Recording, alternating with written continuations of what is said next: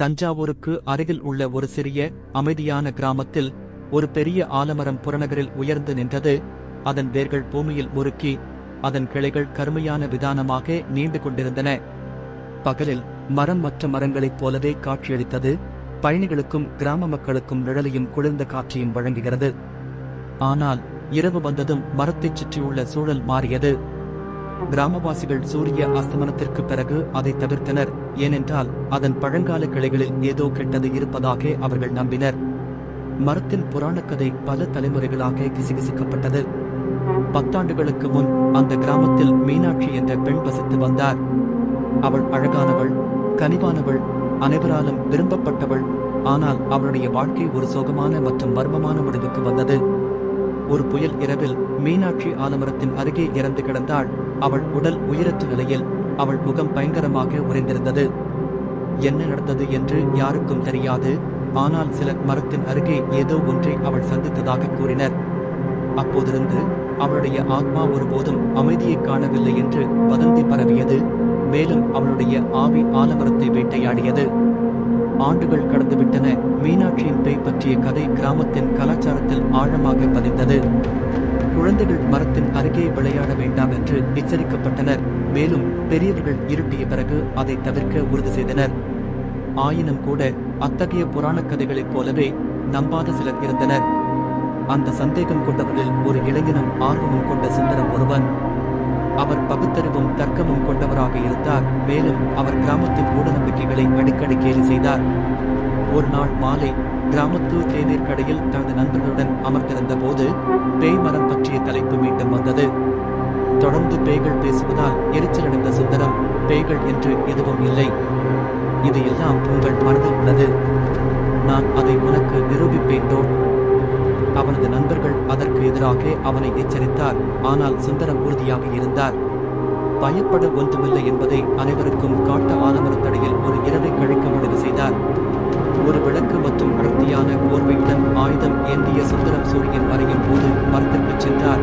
கிராமம் அமைதியாகிவிட்டது. அந்த ஆண்டின் அந்த நேரத்தில் இரவு வழக்கத்திற்கு மாறாக குளிராக இருந்தது.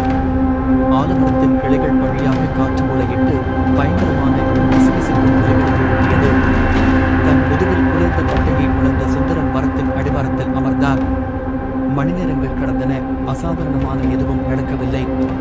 அவருக்கு தூக்கம் வர ஆரம்பித்தது. ஆனால் அவர் மயங்கி கிடக்கும் போது ஏதோ ஒரு மெல்லிய காலடி சத்தம் கேட்டது.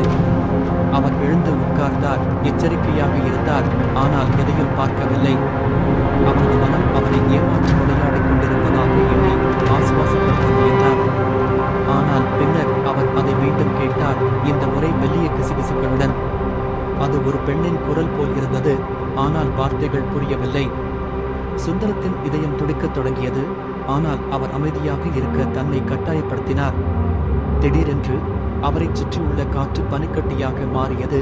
மேலும் அவரது விளக்கு முழுவதுமாக வெளியே செல்வதற்கு முன்பு விழுந்தது. அவரை இருளில் மூழ்கடித்தது. கண்களை அழுத்தி பார்க்கையில் மூச்சு தொண்டையில் அடைத்தது.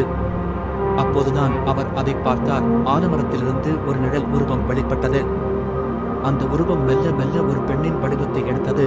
அவளது நீண்ட கூந்தல் மரக்கிளைகள் போல் பாய்ந்தது. அவளுடைய முகம் வெளிரியது, கிட்டத்தட்ட வெளிப்படையானது. ஆனால் அவளுடைய அவள் கண்கள் ஒரு பயங்கரமான சிவப்பு ஒளியால் பிரகாசித்தன. சுந்தரம் அசைய முடியாமல் உறைந்து போனால் அவனது இரத்தம் குளிர்ந்து ஓடியது. கிசுகிசுக்கள் சத்தமாக வளர்ந்தன. அவரை சுற்றியுள்ள காற்றை நிரப்பியது. அந்த உருவம் அருகில் மிதந்தது. அவள் பார்வை சுந்தரத்தின் மீது பதிந்தது. அவள் மீனாட்சியின் பேயாக இருந்தாள்.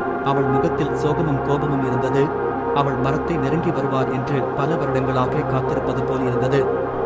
கடைசியில் பக்கவாதத்தில் இருந்து விடுபட்ட சுந்தரம் திரும்பி பார்க்க துணியாமல் கிராமத்திற்கு திரும்பியபடி வேகமாக ஓடினார். சுந்தரம் கிராமத்தை அடைந்தபோது அவருக்கு மூச்சு திணறல் மற்றும் நடுக்கம் ஏற்பட்டது. அவரது நண்பர்களும் கிராம மக்களும் கவலையுடன் அவரை சுற்றி திரண்டனர்.